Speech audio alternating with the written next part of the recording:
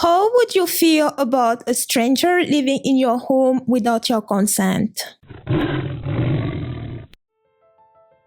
Sydney Watson is an American-Australian political commentator and a YouTuber, and she recently flew by air and had one of the worst experiences that one can have. I was wedged between two very obese people, and I spent about 3 hours squished like a little sardine between these people. To make matters worse, they were sweaty too. Yikes. The situation was not pleasant. And Sydney tweeted at American Airlines, the airline in question, "American Airlines, we need to talk. I'm currently literally wedged between two obese people on my flight. This is absolutely not acceptable or okay. If fat people want to be fat, fine, but it is something else entirely when I'm stuck between you with your arm rolls on my body for 3 hours." The airline's answer was among the most ridiculous answers you could give in a situation like this. "Our passengers come in all different sizes and shapes. We're sorry you were uncomfortable on your flight."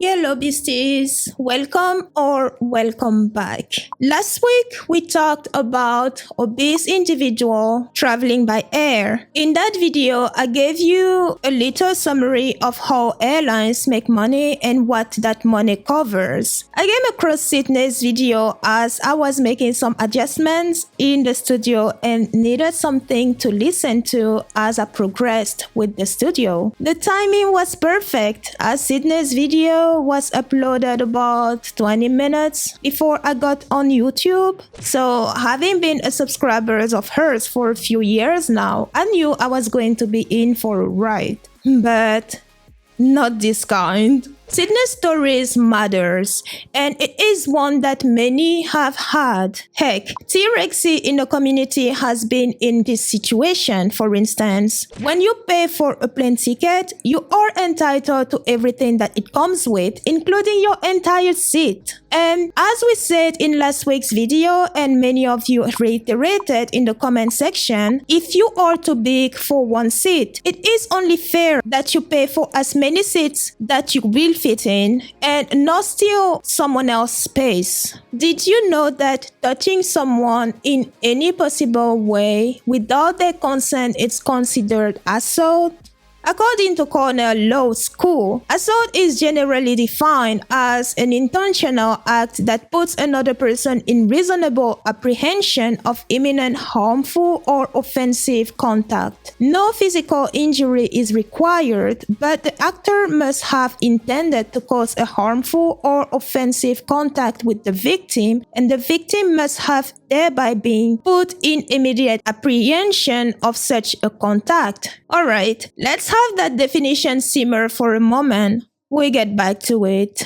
While traveling, Sydney tweeted her experience and how she felt about the situation. "I don't care if this is mean. My entire body is currently being touched against my wishes. I can't even put the armrest down on either side because there's no freaking room. I'm sick of acting like fatness to this extent is normal. Let me assure you, it is not." There is nothing that she said that we haven't said on the channel. It is not normal to be morbidly obese, though if somebody chooses to be and makes no effort to lose weight, that is their own decision. But that decision also comes with consequences, and it is their responsibility to live with those consequences, not anyone else's. If you're too fat to fly in one seat, buy more seats. You clearly take up more space than everybody else and you need to pay for it.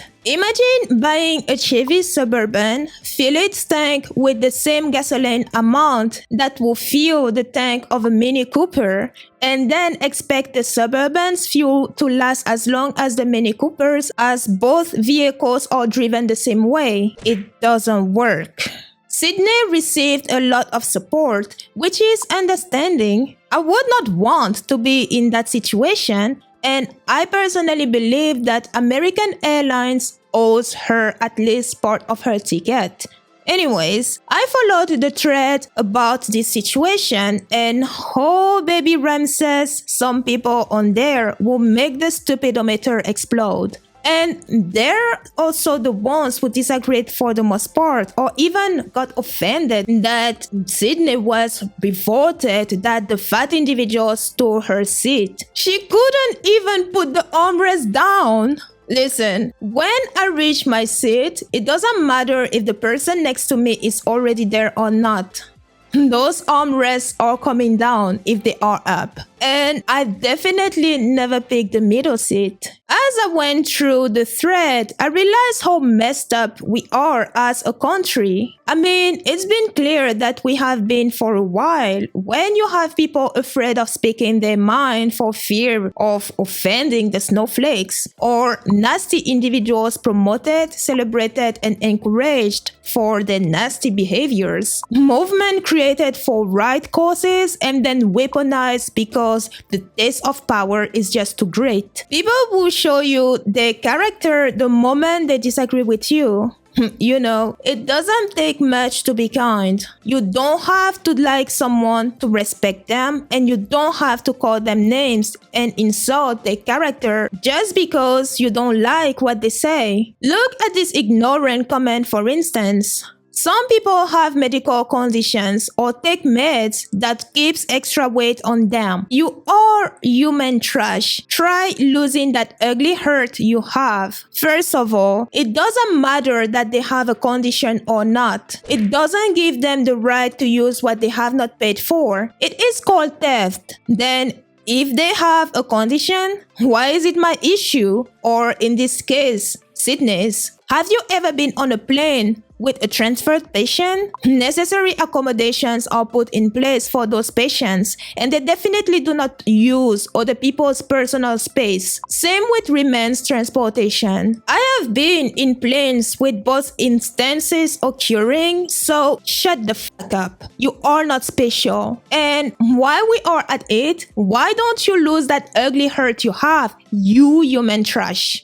This other person said, some people pay for that experience and 3 hours, get over yourself. Next time, drive or take an alternative mode of transport. It's a privilege to fly. These people probably don't want to be there any more than you do. I think this person is conflicted. Exactly. Flying is a privilege, and just because you can afford to fly does not mean that you have to rob others of the space that they paid for so that you can be comfortable. You want more space?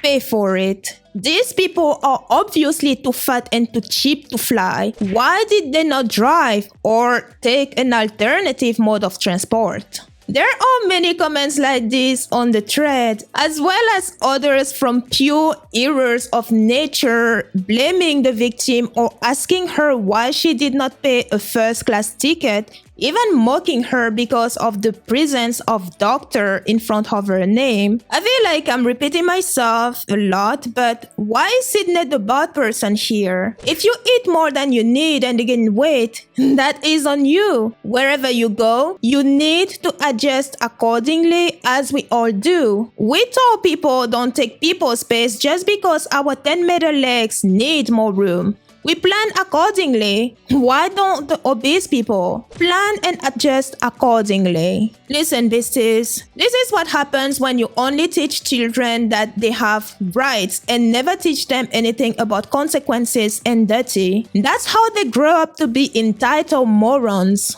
The message that made me lose the slightest hope in humanity that I had left is this one, sent to Sydney in an email. You fucked up conservative, prejudicial bitch. What you said about overweight people was just ignorant and cruel. First of all, these are not overweight people. They are morbidly obese. Where is your so-called conservative Christian love for others? You conservative fucked up this word. Fuck up. The hypocrisy is real in this comment. We went from a health and travel issue to politics. I will assume this message came from a liberal, in which case I will have to ask this person where their manners are. Are liberals not supposed to be the caring ones, the gentle ones, the pacifists? Well, that's a great way of showing those values. Just because someone is a conservative does not make them a bad person. It is okay to disagree, but what is not okay is abuse someone just because you don't like what they say. This person called Sydney cruel and ignorant while being themselves cruel and ignorant. Telling someone who's too fat to fit in one seat is not cruel. Them stealing someone else's seat so they can be comfortably sitting is cruel. You demand people treat you with kindness, fairness, equality, yet you show them none of it. This person probably identified as woke. With their level of stupidity and darkness of their soul, wokeness itself has left the room. Besties, I'm not going to be political, and as a matter of fact, I don't care what your political inclinations are. I don't judge people by their political inclinations, but their character. And actions speak way louder than any word. Every little component in a plane is important,